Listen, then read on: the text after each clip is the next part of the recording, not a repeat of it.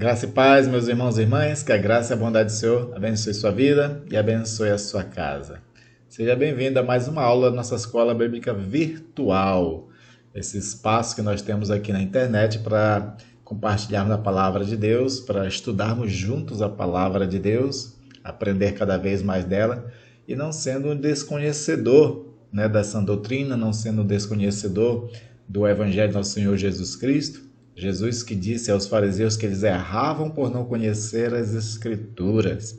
A gente também não pode errar, a gente tem que conhecer as Escrituras, porque nós fomos chamados para ser testemunhas de Jesus Cristo. E para testemunhar, nós temos que testemunhar baseado no seu próprio Evangelho, não nas nossas concepções, não nas nossas experiências, mas naquilo que o próprio Evangelho fala.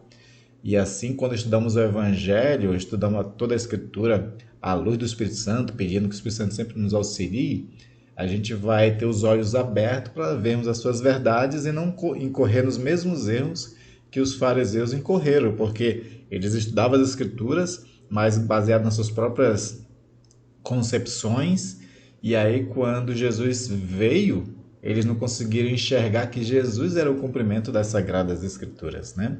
Então, para que a gente não cometa os mesmos erros dos fariseus, o Senhor nos disponibiliza o Espírito Santo, nos dá luz, nos dá entendimento. Isso quando a gente se volta para estudar a palavra com sinceridade de coração, querendo realmente aprender. E eu espero que vocês queiram aprender sobre o tema que nós estamos tratando nessa pequena série de estudos, né? Estamos aí próximo à Páscoa de Jesus Cristo. Então nós pensamos em refletir sobre essa Páscoa de Jesus à luz dos escritos do apóstolo Paulo. O que foi que Paulo entendeu a respeito da morte e ressurreição de Jesus? Um entendimento muito importante, né, que tem que ser, que nós temos que ter, uma vez que não era tão claro, não foi tão claro para os primeiros apóstolos.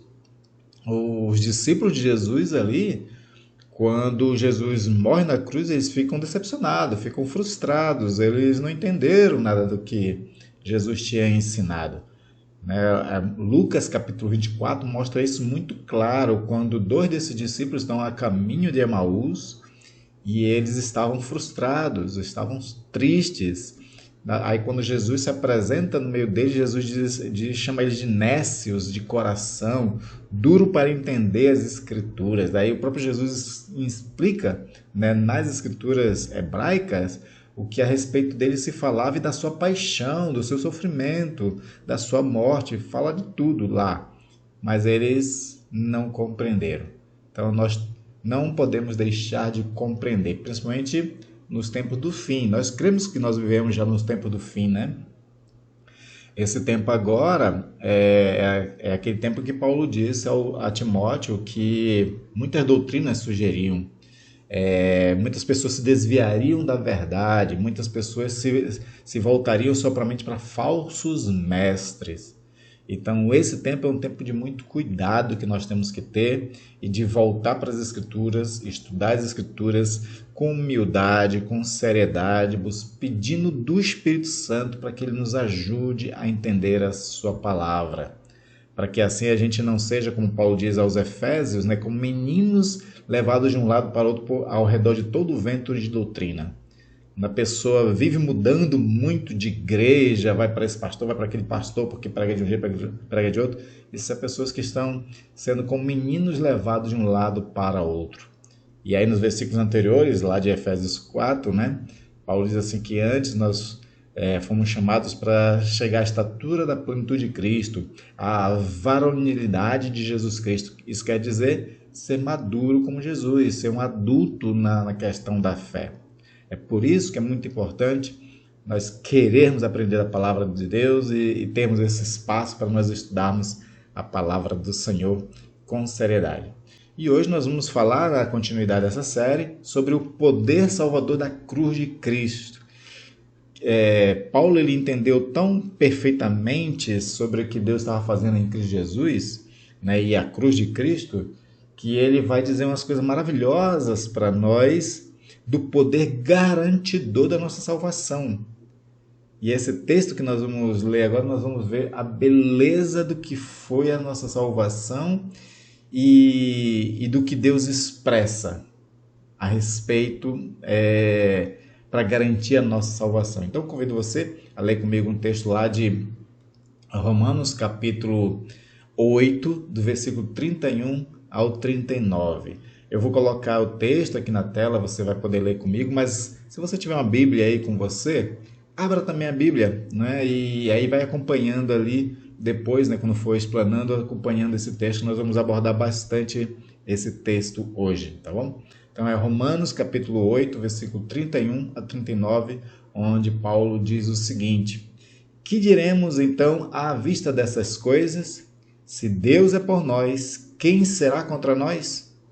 Aquele que não poupou seu próprio filho, mas por todos nós o entregou, será que não nos dará graciosamente com ele todas as coisas? Quem tentará acusação contra os eleitos de Deus? É Deus quem os justifica. Quem os condenará?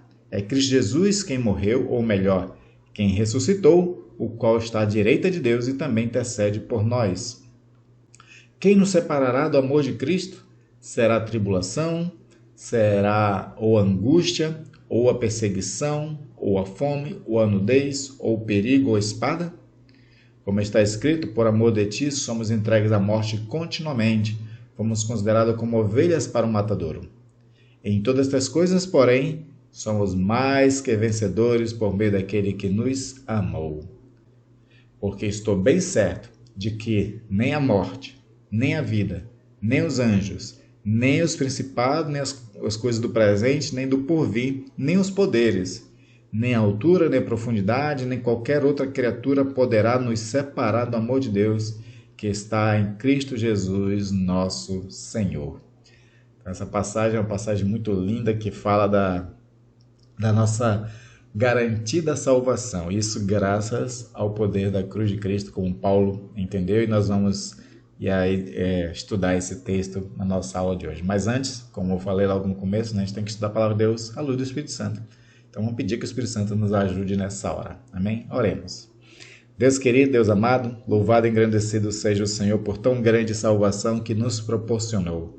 Muitas das vezes a gente erra por não entender completamente, Senhor, o que representa a cruz de Jesus Cristo. E aí ficamos com medo, como o apóstolo João diz nas suas epístolas, um medo que reflete a nossa falta de perfeição na compreensão do teu amor e do nosso amor para contigo. Mas queremos, ó Deus, dirimir, Senhor, essas incompreensões nessa aula. E eu sei, Senhor, que eu não sou capaz de dar todo o entendimento, a não ser que o Espírito Santo nos ajude. E que meus irmãos e irmãs compreendam, Senhor, essa passagem, ó Deus, e a Tua verdade, à luz do Espírito Santo, para que assim nós todos sejamos edificados. Isso peço em nome de Jesus e para a Tua glória, Senhor. Amém. Amém. Então, Paulo, deslumbrado, né, com que ele mesmo escreveu, com toda a compreensão que ele teve, com a luz do Espírito Santo, né, na compreensão dos seus estudos sobre a cruz de Cristo, ele chega e pergunta, né, o que diremos, né, depois dessas coisas, né, depois de tanto, e ele está dizendo dessas coisas, tudo que ele escreveu. No capítulo 1 ele fala ali da ira de Deus sobre toda a raça humana, porque a raça humana abandonou o Criador para ficar adorando a criatura. No capítulo 2 ele fala sobre o pecado dos judeus, a idolatria dos judeus, o abandono dos judeus, né, da verdadeira fé em Deus, né, os seus desvios doutrinários, a sua queda em pecado. Aí no capítulo 3 ele vai começar a colocar, né, essa obra salvadora para uma raça inteira que pecou contra Deus. E aí no capítulo 4 ele vai começar a falar do Abraão, dessa inclusão de todos aqueles que têm fé em Jesus nessa grande família, da família global de Abraão, porque Abraão, ele creu em Deus antes da lei, então ele foi justificado pela fé, não foi justificado por obras. E aí todos aqueles que têm fé, a mesma fé de Abraão, são inclusos nessa família salvadora, né? Então, e ele fala isso no capítulo 4, no capítulo 5 ele vai abordar a questão dos dois Adãos, né? O primeiro Adão que trouxe o pecado e trouxe a morte ao mundo, e o segundo Adão, que é Jesus Cristo, que trouxe o perdão, que trouxe a vida e trouxe a salvação. Aí no capítulo 6, Paulo ele aborda a questão da nossa nova vida em Cristo Jesus. Porque assim como Jesus morreu na cruz, ele diz que nós também, por fé, somos inseridos em Cristo e morremos com Ele. Só que como Jesus ressuscitou dentre os mortos, nós ressuscita em novidade de vida. Aí ele diz que a gente não deve mais usar os nossos corpos como instrumento de justiça, porque agora nós pertencemos a Deus, pertencemos a Jesus Cristo. Então nossos corpos têm que ser instrumento de justiça. Aí no capítulo 7 ele aborda uma coisa muito interessante, que é a liberdade da lei. Ele diz que aqueles que morreram para o pecado, morreram para a lei também, já não são mais escravos da lei. Quando a gente ressuscita em Cristo Jesus, agora a gente pertence a outro, não pertence mais à lei, pertence a Cristo Jesus, né? E aí no capítulo 8, que é o texto que nós estamos lendo, né, ele vai abordar sobre aquela questão do Espírito Santo, aqueles que pendem para o Espírito, aqueles que agora são de Cristo, que são espirituais e que vivem uma vida guiada pelo Espírito Santo. Então, diante de todas essas coisas maravilhosas que ele escreve, ele diz assim: que diremos então diante dessas coisas? Aí ele coloca 5 perguntas muito importantes nessa passagem que nós lemos, que são 5 perguntas para poder criar o argumento da extraordinária obra de Deus salvadora na cruz de Cristo. O que a cruz de Cristo nos garante é o que Paulo vai agora descrever, respondendo às suas próprias perguntas. Então são 5 importantes perguntas, e que quanto mais a gente estuda e mais entende esses textos, mais isso deve nos alegrar o coração, mais certeza da salvação nós devemos ter, né? Aquilo que os teólogos reformados falam da segurança da salvação, né? Existe uma segurança da nossa salvação, e esse texto traz isso de forma contundente, muito bem construída por Paulo, muito bem argumentada, né? E é isso que nós vamos nos mergulhar agora na nossa compreensão. Então, com a sua Bíblia aberta aí, né, vamos ler algumas passagens, as perguntas, e ver como Paulo responde essas perguntas, né? A primeira pergunta importante que Paulo faz é: se Deus é por nós, quem será contra nós? Isso no versículo 31. Se Deus é por nós, quem será contra nós? Né? Como eu falei desde Romanos 1, Deus vem trabalhando pela nossa salvação. Deus faz uma grande obra de salvação. Deus é por aqueles que Ele elege antes da fundação do mundo. E ao ser por essas pessoas, né, nos versículos 26 do capítulo 8, né, ele fala, né, aos que Deus conheceu, os predestinou, né, aquela coisa toda, para serem conforme a imagem do seu Filho. Então, essa eleição, essa predestinação, todo esse trabalho de chamado, de justificação, de santificação, de glorificação, revela que Deus é por nós. Deus é por nós. E aí, o Todo-Poderoso Deus, sendo por nós, quem será contra nós? Essa é a pergunta que Paulo faz. Se Deus é por nós, quem será contra nós? E aí não existe resposta, porque, na verdade, é uma pergunta até retórica, porque não existe poder nenhum na face da terra que se iguale ao poder de Deus.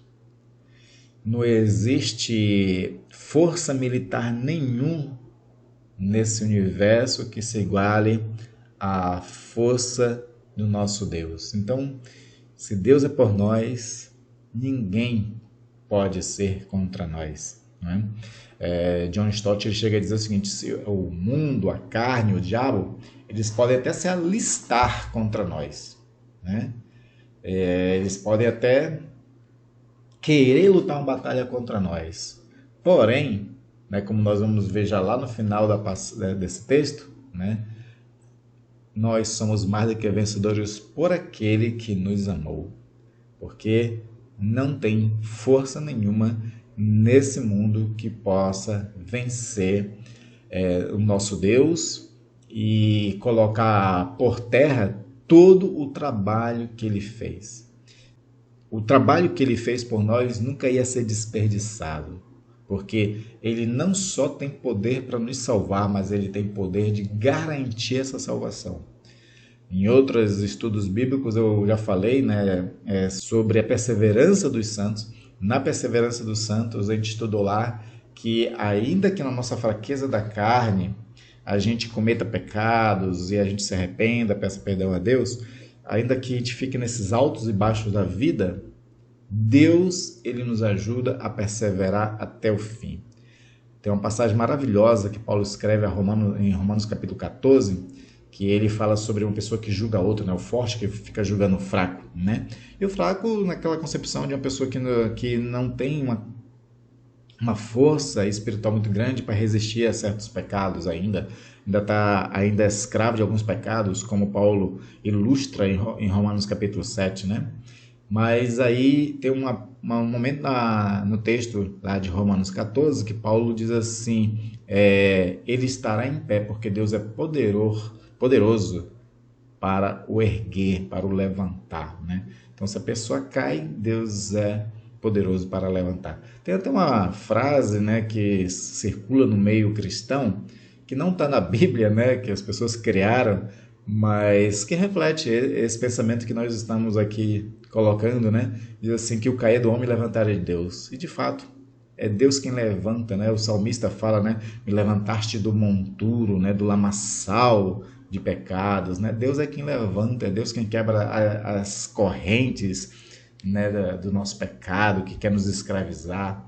Então, Deus faz tudo por nós e tem poder, né? Para tudo isso, para nos ajudar a perseverar na fé. Então, sendo Deus por nós, nada pode ser contra nós, ainda que tente, né?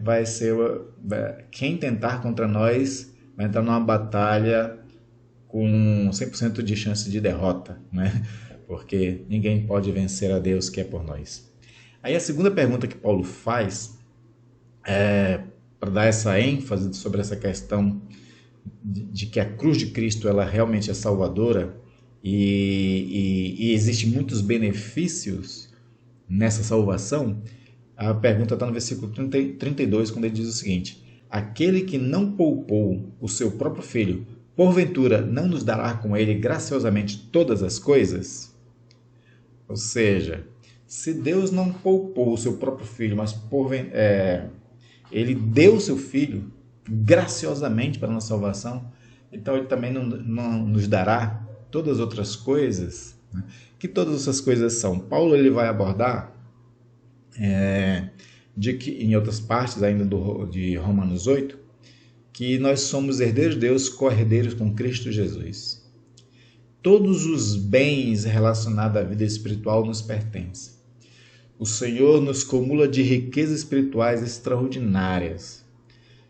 Como nós ainda somos muito humanos e acostumados com essa terra, acostumados com a vida material, a gente não para meditar nos bens futuros, né? Então acaba que a gente não tem uma compreensão total do que são riquezas espirituais que Deus tem para nós. A gente ainda se preocupa muito com as riquezas materiais, porque a gente está nesse mundo, a gente é de carne e osso, né? E a gente precisa trabalhar, precisa dar um lar para nossa família, precisamos trabalhar para colocar o alimento nas nossas mesas, precisamos de um carro, de uma condução. Enfim, existem muitas demandas, muitas carências que nós temos nesse mundo. E aí, por conta de que a gente vai se envolvendo com esse mundo, a gente perde a dimensão das coisas espirituais. Então, Paulo fala lá, por exemplo, em Efésios, capítulo 1, versículo 3, que diz assim, ele louva, né, a Deus, bendito Deus e Pai nosso Senhor Jesus Cristo, que nos doou, nos deu toda sorte de bênção nas religiões celestiais em Cristo Jesus. Então, toda sorte de bênção já nos pertence. E essas bênçãos espirituais têm a ver com o caráter de Deus, têm a ver com os dons de Deus, têm a ver com os recursos espirituais para a gente vencer as batalhas nesse mundo.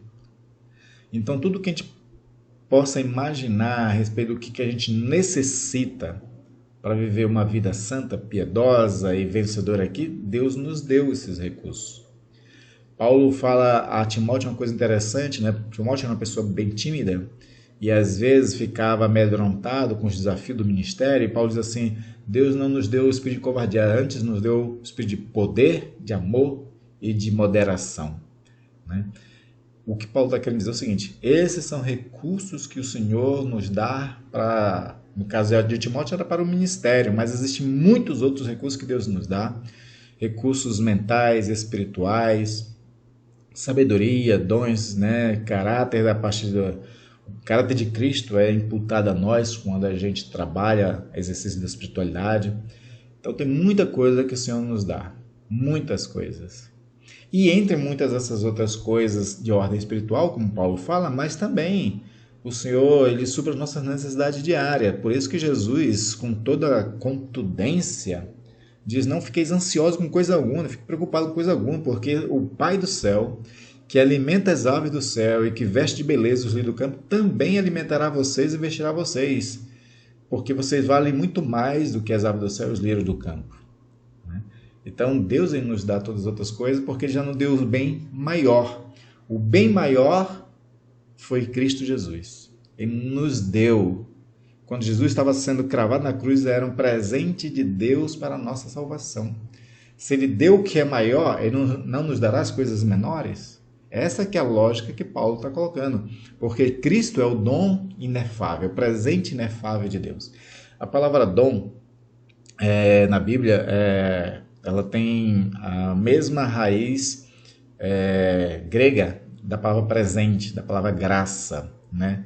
Então, por isso que quando fala dom na Bíblia, se conheceres o dom de Deus, e quem fala contigo, lembra quando Jesus fala isso para a mulher samaritana, né? Se conheceres o dom de Deus, ou seja, se conheceres a graça de Deus, se conheceres o que Deus está querendo dar para você, você que me pediria água, eu te daria água viva, né? Então, Cristo foi o dom inefável de Deus, o presente maior, né? E a cruz é o gesto mais profundo do seu amor para conosco. Se ele fez isso em Cristo Jesus, o seu próprio Filho, o Filho unigênito, por nós, ele não faria outras coisas? Essa que é a lógica que Paulo está colocando para nós, né? E aí a terceira pergunta que Paulo faz, né, tem a ver agora diretamente com aquilo que tenta nos fazer ficar tristes, né? Tenta colocar dúvida nos coração. E olha que o inimigo ele é muito bom de colocar dúvida no nosso coração. Por isso que a gente precisa estudar as Escrituras, para a gente não ser enganado pelas mentiras do diabo. O diabo mentiu para Eva, ela foi enganada, né? E ele tentou enganar Jesus Cristo também, Satanás. Então a gente tem que ficar muito alerta, né? E aí a terceira pergunta que Paulo faz tem a ver um pouco com isso. Ele diz assim: quem tentará acusação contra os eleitos de Deus? Quem intentará acusação contra os eleitos de Deus? Essa é a pergunta.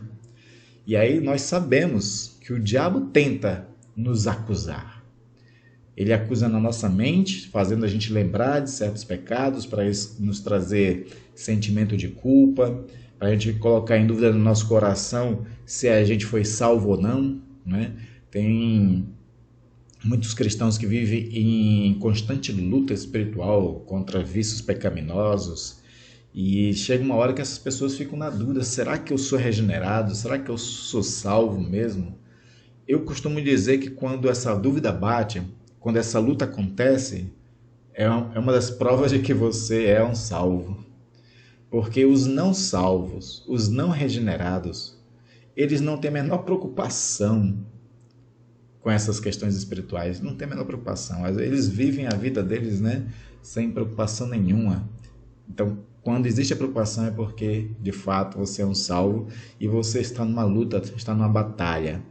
Agora, essa batalha acontece na mente, porque a realidade da coisa é que nós já estamos salvos em Cristo Jesus. E a gente não deveria ter dúvida, não deveria ter inseguranças, não deveria ter medos.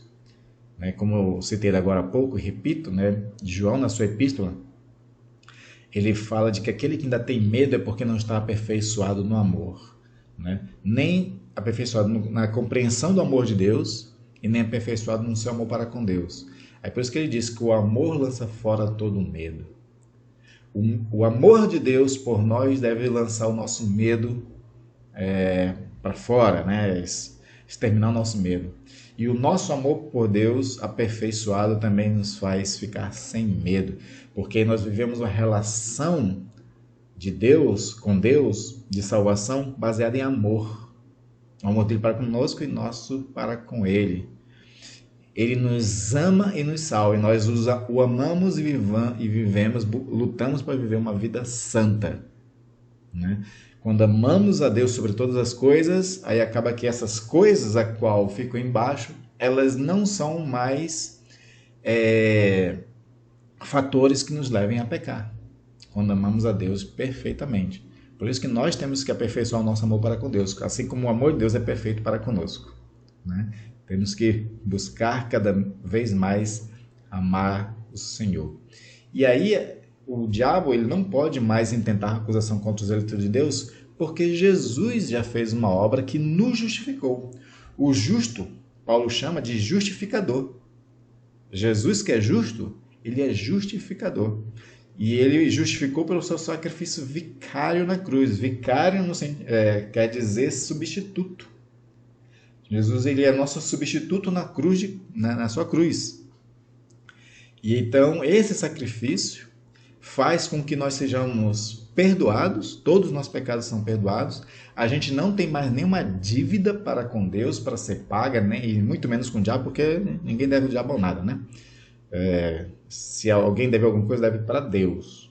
Deus é dono de todas as coisas, Deus é que criou todas as coisas, né? Então, o diabo não tem mais direito de nos acusar em nada. Nossa mente não tem mais justificação para ficar em dúvida e em medos. Então, a gente pode confiar, né, na cruz, na obra salvadora, no amor de Deus para conosco, né, e no que o Espírito Santo está proporcionando nas nossas vidas. Porque a justificação do Senhor ela é absoluta e ela é irrevogável. Tem um texto em que é bem claro dizer que os dons de Deus são irrevogáveis. E os dons aqui não tem a ver com dons espirituais, no sentido de palavra de sabedoria, profetismo, né? Cura, não tem a ver com esses dons aí, não. Esse dom, né, que é irrevogável, é essa salvação de Deus, é o presente salvífico, é a graça salvadora de Deus, ela é irrevogável, né? Então, essa terceira pergunta é muito importante para a gente trabalhar nossa mente e os nossos corações. A quarta pergunta, que vai na esteira dessa, é quando Paulo pergunta o seguinte, no versículo 34. Quem condenará os eleitos de Deus? Quem condenará os eleitos de Deus? Quem pode condenar aqueles que foram eleitos por Deus, que foram salvos por Deus, aqueles por quem Cristo morreu, né? Como eu falei, às vezes nosso coração, né? Críticos nossos, demônios, o inferno, podem querer nos condenar, né? Nosso coração é enganoso é o coração do homem mais do que todas as coisas, e desesperadamente corrupto, né? Como diz lá em Jeremias. Então, nosso coração pode querer nos enganar, pode querer nos condenar, né? Os nossos críticos podem querer fazer isso, os demônios, o inferno pode querer fazer isso, né? Mas aí Paulo traz uma resposta muito interessante no versículo 34. Aí leia comigo essa passagem. Olha o que Paulo quer resgatar para a gente de compreensão para responder essa pergunta. Diz assim: é Cristo Jesus quem morreu, ou melhor, quem ressuscitou, o qual está à direita de Deus e também intercede por nós. Aqui Paulo coloca 4 coisas, né, para nos fazer compreender que ninguém mais pode nem nos acusar, como a gente viu na pergunta anterior, nem nos condenar. A primeira coisa que ele coloca é a morte de Jesus. Foi Cristo quem morreu por nós. E isso tem a ver com a substituição, né? Tem uma outra expressão que é usada na Bíblia chamada de propiciação. Quando Jesus morre na cruz, isso foi propício, né? Isso foi agradável a Deus. Isso convenceu Deus para que ele nos perdoasse os pecados, porque a morte de Jesus, sendo propícia, mas também é vicária, é substituta. Então, Paulo coloca o primeiro ponto, Cristo morreu por nossos pecados. Mas aí ele coloca que antes também, né, ele ressuscitou. E a ressurreição de Jesus, como eu falei lá né, resumidamente agora no começo de Romanos capítulo 6, a ressurreição de Jesus nos garante nova vida. Uma nova vida que no capítulo 7 de Romanos, Paulo diz que nos dá liberdade do pecado e da lei, né? Então, a ressurreição de Jesus, ela é muito importante para a nossa compreensão, dá uma garantia da nossa novidade de vida e garantia da nossa ressurreição final, né? A ressurreição de Jesus, ela é um tema muito importante para nós compreendermos, e eu vou trazer isso na próxima aula, né? A ressurreição de Jesus é um fator crucial para nossas vidas e às vezes a gente perde a dimensão do que quer dizer a ressurreição de Jesus Cristo. E a gente vai estar com bem detalhe Romanos capítulo 6 na próxima aula, né? A terceira coisa que Paulo fala aqui no versículo 34 é que o Senhor também ele governa, né? Jesus ele governa. Então Paulo diz, né, que está assentado à direita de Deus. Essa expressão sentado à direita de Deus é uma expressão para falar do governo de Jesus Cristo. Jesus está à direita de Deus, uma posição de exaltado, onde ele tem toda a autoridade, todo o domínio, todo o governo. E isso significa, né, que o poder de Jesus Cristo de nos salvar está acima dos principados e potestades e qualquer outro que tenta nos condenar. Ele estando assentado à direita de Deus, ele sendo governador, ele sendo juiz, inclusive, é aquele que dá a sentença de nossa salvação. Enquanto os outros tentam nos condenar, ele que é o verdadeiro juiz, é quem realmente pode dar o veredito final. O veredito dele é: vinde bendito de meu Pai e entra para o gozo do teu Senhor. Isso ele vai dizer a todos os eleitos, todos aqueles que tiveram fé na sua morte e ressurreição e todos aqueles que passaram por todo esse processo, né, da obra salvífica que tem a ver com justificação, com santificação e, por último, a glorificação, né? Então, o governo de Cristo também é muito importante, né, dentro dessa pergunta: quem tentará nos condenar, né?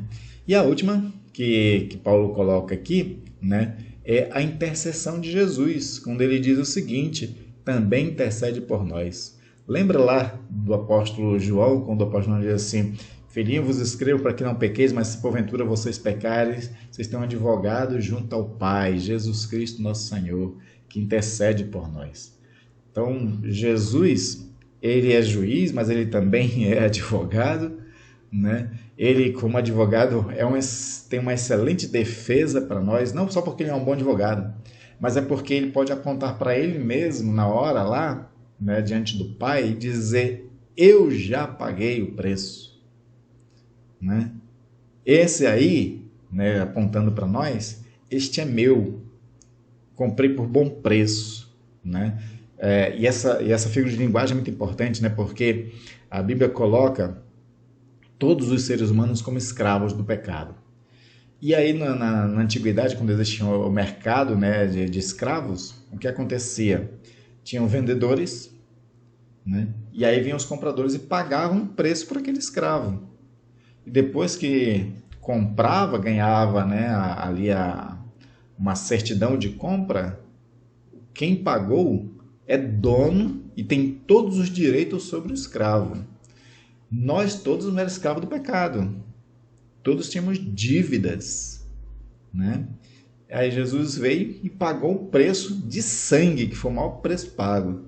De tal forma que nós não pertencemos a nós mesmos, nós pertencemos a Ele. Ele tem todos os direitos sobre nós.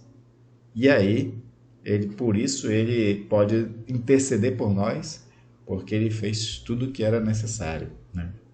Então, ninguém poderá nos condenar, ninguém, né? E a última pergunta que Paulo faz, né, dentro dessa série de texto aqui, é sobre quem nos separará do amor de Cristo. Essa pergunta é muito importante, é essencial, né? Quem nos separará do amor de Cristo, né? Aí ele até coloca algumas suposições, né, dentro dessa pergunta. Seria que a tribulação nos separaria do amor de Cristo? Seria que a angústia nos separaria do amor de Cristo? Será que a perseguição nos separaria do amor de Cristo? Será que a fome, a nudez, o perigo, a espada nos separaria de Cristo, do amor de Cristo?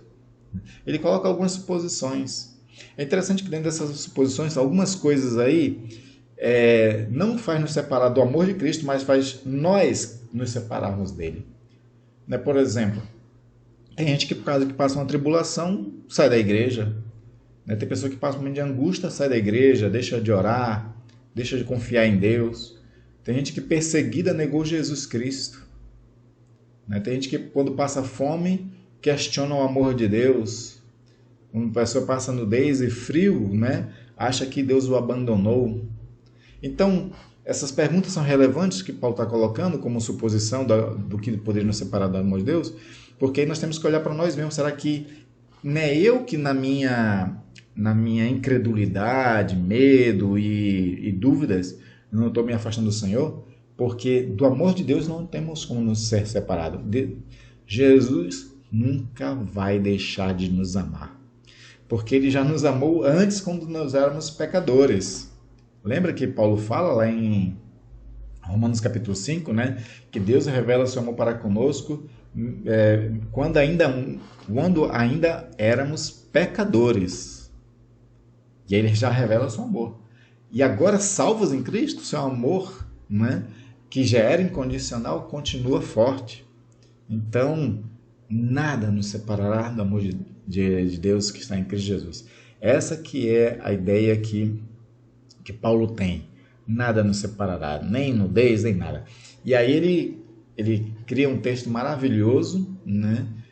Que é o 38 e o 39, a gente vai ler aqui, para a gente ver o que ele complementa sobre essa questão. Ele diz assim, porque eu estou bem certo de que nem a morte, nem a vida, nem os anjos, nem os principados, nem as coisas do presente, nem do porvir, nem os poderes, nem a altura, nem a profundidade, nem qualquer outra criatura poderá separar do amor de Deus que está em Cristo Jesus, nosso Senhor. Essa é uma garantia extraordinária, né, da nossa salvação. O amor de Jesus Cristo por nós, onde nada vai abalar esse amor. Aí ele coloca aqui, né, nem crises, nem mortes, nem desgraças da vida, nem poderes sobre-humanos, né, nem coisas boas ou ruins, nada, nem a questão do tempo, né, para presente e futuro, passado, nada nos separará do amor de Cristo Jesus. Então, essas coisas todas que nós estamos vendo, essas perguntas e respostas que Paulo dá, é para nos mostrar o poder que foi a salvação na cruz de Jesus Cristo. Foi um ato tão extraordinário de salvação que ela garante completamente. É por isso que nós, presbiterianos, né, da teologia reformada, fazemos a defesa da questão de uma vez salvo, sempre salvo, né? Por isso que a gente dá ênfase na questão da eleição, né? Existem os críticos da nossa teologia que arrumam argumentos, né, contrários e tudo, mas como responder, né? Como eles podem responder essas questões todas que nós vemos aqui nesse texto de Paulo? Onde nada nos separará do amor de Deus. Nada, né? Até o pecado, que é a coisa mais destruidora nessa relação nossa com Deus, ele foi vencido. E o Senhor trabalha em nós para nos santificar a cada dia. A cada dia a gente está sendo transformado, né? Eu gosto daquele texto de Paulo, lá em 2 Coríntios, capítulo 3, versículo 18, quando ele diz assim, que nós olhando para o Senhor como espelho, né? Somos transformados de glória em glória à sua própria imagem. Essa ideia de ser transformado de glória em glória é essa ideia de a cada dia o Senhor está fazendo um trabalho em nós. E quando queremos, porque os eleitos querem, uma característica dos eleitos é que eles querem serem transformados. Quem não quer ser transformado, né? A gente não pode colocar nem como classificação de um eleito, né? Mas os eleitos, eles querem transformados. Os salvos, eles querem transformação. Eles querem cada vez mais agradar ao Senhor. Eles querem viver pelo Senhor. Eles querem experimentar toda a graça, né, abençoadora de Deus. Então, E ele querendo isso, ele buscando isso em oração, estudo da palavra, né? Se deixando ser transformado, ele vai sendo transformado a cada dia, de glória em glória, de glória em glória, até, né, ser segundo o caráter de Jesus Cristo. Então nós temos que conscientemente, essa que é a palavra, né? Nós temos que conscientemente buscar a cada dia se parecer um pouco mais com Jesus, e a gente faz isso quando a gente pratica os ensinos de Jesus, quando a gente repercute o que Jesus fez. Por isso que estudar os ensinos de Jesus e a vida de Jesus é muito importante, porque a gente vai praticar o que ele ensinou e também colocar no nosso comportamento, nas nossas atitudes no dia a dia, mesmo comportamento e atitude de Jesus. E o Senhor vai nos ajudando nesse processo, né?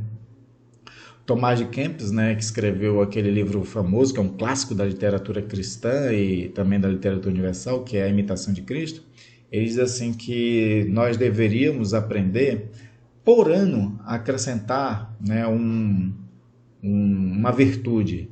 Na verdade, ele faz o trabalho contrário. Ele diz assim que nós deveríamos deixar por ano um vício.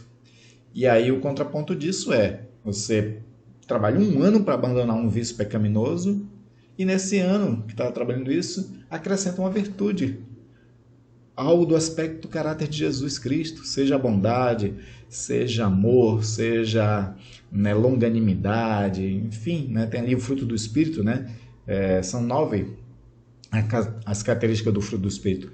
Se a gente trabalha um fruto, né, uma característica por ano, em 9 anos, a gente espelha o caráter de Jesus, praticamente, né? E aí isso é ser transformado em glória e glória, é imagem de Jesus Cristo, né? E essa busca de ser segundo a imagem de Jesus Cristo é porque a gente o ama, porque a gente quer viver uma vida santa, uma vida que agrade a Deus, uma vida que reflita de fato, né, a nossa salvação e de que somos do Senhor. Mas a respeito de salvação, tudo já foi feito, tudo já foi feito. E ninguém, nada nos separará do amor de Deus que está em Cristo Jesus, nosso Senhor. Então, diante de todas essas coisas, nós só podemos dar louvores a Deus por tão gloriosa salvação e por tão bendita segurança que Ele nos garante. A cruz de Cristo já garantiu tudo isso. A cruz de Cristo não foi um trabalho em vão. E é isso que Paulo quer deixar claro, né? A cruz de Cristo não foi um trabalho em vão. Deus não foi frustrado nos seus planos. Os planos de Deus não podem ser frustrados, né? Os planos de Deus não foram frustrados. A salvação de Cristo garantiu, cumpriu todo o desejo de Deus para nos salvar. Amém, queridos? Se houve alguma dúvida de algum desses pontos que nós falamos, ou ficou alguma dúvida sobre a questão da segurança, da salvação, todas essas coisas, nos pergunte nos comentários e a gente responde na próxima aula.